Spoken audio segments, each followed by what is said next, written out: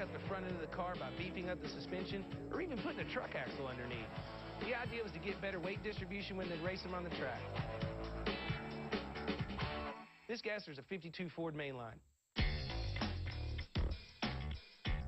I definitely got the look. Look at that. You can see where they did the drill. You know, drill, drill, drill, drill, drill. Oh, yeah. Till they could break it off. It looked like an angry beaver attacked it. Yeah, it's actually pretty original on the inside. Other than the front seat, it's still got the old radio on. To find an actual raced gasser from the 60s, it's more mythical than a lot of other kind of barn finds. I think it's a really honest, cool little gasser. You think we can put this thing back on the road? I think we can make it a gasser again. We can make it a real race car. Sean, what do you think you got to have for this? I was hoping to get 2,000 out of it. Golly, are you going to drag it out, put it on my trailer and everything? No, that was... I thought that was delivered. You haul it, I mean. It should be delivered. There's not a whole lot usable. I mean, I think what's got me jazzed up is it just looks cool. You know, my modus operandi is usually just to cut it in half and start bargaining, but I think I got to cut this down to about 500. I just got a raw car here. It's worth that for yard art, man. Well, you got a point. And it's serving its purpose well. Right. I don't know. I guess halfway, I was $1,000 get it. Give me 12 and you can take it out of here. I'm okay with that. All right, you got a deal. Deal? Cool. I'll get the money. Aaron, you load it. All right.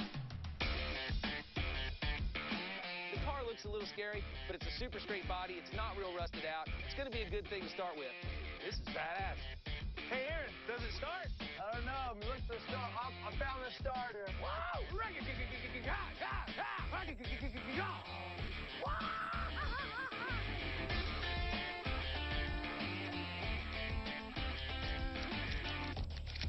All right, my man.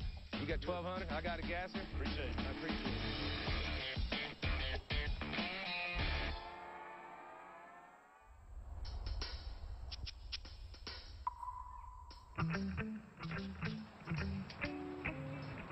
We're back home with the gasser. We're really excited we found the racer that we were looking for our next big project. Oh! What do you think? No, it's not that bad. It's not that good. Who says? This is about how high I think the front tires are going to get, so I want to see what it's like right now. Hell yeah! Hit it! Hit it! Zero front suspension. Yeah, I noticed that. Man, this gasser looks more like a junker. I can't believe Richard bought this heap. I guess I can kiss my nights and weekends goodbye. This is an ambitious project for us. We're going to completely transform this rust bucket, and that starts with paint. Just cover the whole thing. It's one colored. I want, like, heavy-ass green flake. I want so much flake on this thing that when they walk up, they want to go, how did they get all that flake to stick on that car? Or except for when we're slow, we can just say it's all the metal flake we're dragging along. It's the weight of the car. Metal flake is a paint treatment that was authentic to the time period this car would have been drag raced in. Yellow Lexan windows, total like late 60s, early 70s style. For sure. What's it going to be called? You got to name it. Cars back then had names. You know, when you're really wrecking something, you're tearing it up and just making a mess out of things, people call it monkey business. So I was thinking, maybe we ought to call this one monkey business. I like a little monkey business. Not only are we going to paint the car, we're going to completely gut the interior, drop in a racing seat, jack up the front end, put some drag wheels on it, put a racing motor in it. We may have to put 10 to 15 more grand in it, but for the right buyer, it's going to fetch 25 grand or better. I got a beeline on a Ford engine we might be able to stuff in there. The Mecum auction is happening next week. It's one of the biggest auctions of the year. There's a lot of buyers there with a lot of cash, and I know this car will bring big money if we can get it ready in time. You got your work cut out, boss. How long do I have to paint this thing? Flake by Friday.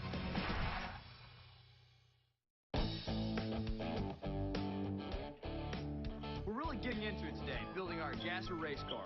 A buddy of Scott's hooked us up with a Ford 302 race motor.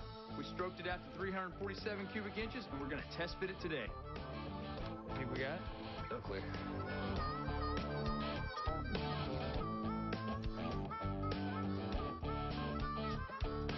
That looks pretty good, actually. One of the unique design features of a gasser drag car is the front suspension. Unfortunately, it's caused us a clearance issue between the oil pan and the steering linkage. We got to build one of these rods that go from here to the steering box. That rod is going to have to travel from this point right through the side of the oil pan to the steering box. This is where the dum-dum-dum comes in, right? What's the dum-dum-dum? Oh, I gotta cut the oil pan and the motor mounts are problem. So Wow, what's wrong with the oil pan? the drag link will intersect the oil pan. So what we're gonna do is we're gonna cut the oil pan back, make sure the steering clears, and then weld the oil pan back. So Why can't we just raise the motor mounts? I mean, you're still going to use motor mounts, but why can't you build them and put the motor up in the air to where we don't have to cut that oil pan? because we have to build a transmission tunnel. Which one do you want to do? Build a transmission tunnel or do that? Listen, we're going to continue building the car the correct way. Or we could just sawzall the whole transmission tunnel out and might put the motor at an angle it doesn't work at. But what we're going to do is continue doing it the right way. It's just time frame. It's just time and money. I know how long it takes. It's 3 hours. Listen, do you know anyone you can call that would guarantee you that the 302 you're going to buy from them will bolt into the car? Name someone that will guarantee you the motor they sell you will bolt into your car. No, I'm asking for you. What is the fastest? What we're doing right now is the fastest best. There are a ton more options. This is the fastest best option. Sucks. Now I got a motor that's been tested and tuned on the engine stand. It's ready to go. It's buttoned up. It's not leaking. It's full of fluids. I got to pull it apart. We're not breaking into a motor. We're cutting a piece of the oil pan off. I know it terrifies you, but that's not scary It for doesn't us. terrify me. It's just our time frame of fixing it is where I start getting worried. How long does it take? That's just how Richard is. He's motivated by money, how much we spend, how much time it takes us to do something. So those are his main concerns, and they're really on the forefront of his thoughts. So sometimes he lets it get in the way of building the car. All right. So what we're doing is we're going to continue building a race car if it's okay with you. I'm just stressing over time and money, man. That's what I have to do. You have to build this. I got to freak out over time and money. I'm going to go back to stressing about time and money.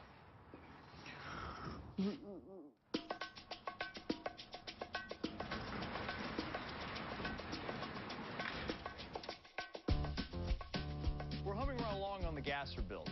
I've got Casey working on the rear fender lip.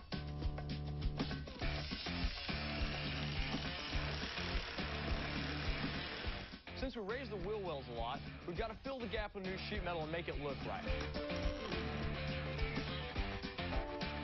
I've got Scott notching the oil pan because of the clearance problem with the steering linkage.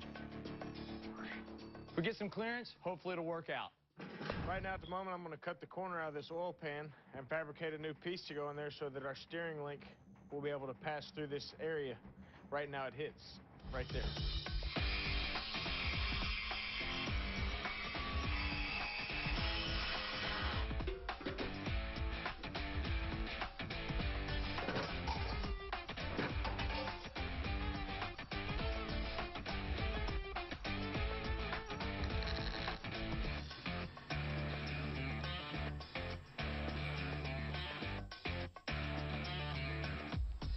So the modified oil pan works great. We've got tons of clearance.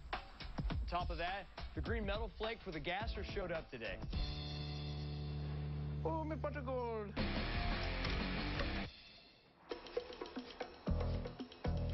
While the gasser goes off the paint, Aaron and I are following up on a lead. Thomas, who's another car collector I know, called me about a 60s Cadillac hardtop. We got to take a look at that. Holy cow, when you said you had a Cadillac, you had one. I told you, man, it's how many feet you want here. Good to see you. God dang, man. Sedan DeVille debuted in 1956. It was Cadillac's luxurious upgrade to the Coupe DeVille. It was also their first standard four-door production hardtop. It was spiffy.